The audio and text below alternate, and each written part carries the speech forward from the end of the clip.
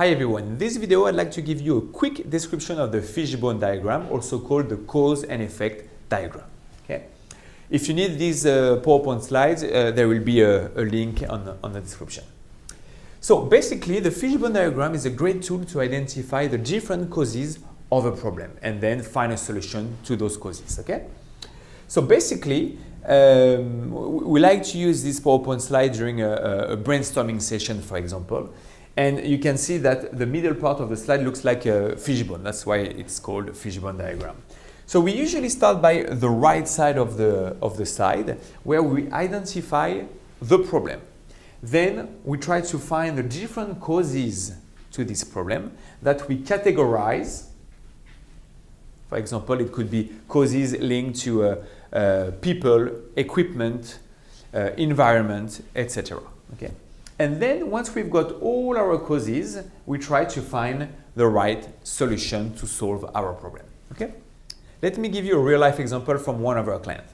So we had a manufacturing company that were experiencing frequent delays in production. Okay? So we organized a brainstorming. We use these PowerPoint slides that, by the way, you can recreate on the flip chart, and you can use Post-it if you prefer. So we started our brainstorming by defining the problem. We wanted everyone to be on the same page. Okay, so the problem was simple: frequent delays in production. Okay. Once done, we ask ourselves what could be the type of causes, the category of causes. So it could be because of people, equipment, processes, and environment. Of course, these categories may change depending on the problem you're trying to solve. For the people, we identify two main causes. First of all, we realized that there was an inadequate training of staff and a high turnover rate.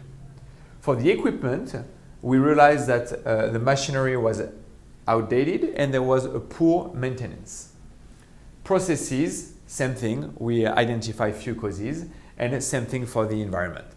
Once we had a clear view of the different causes for this specific problem, we were able to find a solution that would make the difference. And in this situation, the solution was to simply invest in training programs for staff, upgrade machinery, standardize procedures, and improve the working environment. Okay? So that's a simple example. This brainstorming lasted 25 minutes.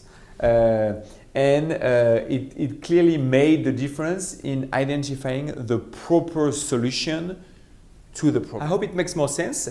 Please subscribe to our newly created YouTube channel, and if you have any question, you can send us an email at support@domonconsulting.com, and one of our Tier 1 management consultants will get back to you, usually within 1 or 2 business days. Thank you for your attention.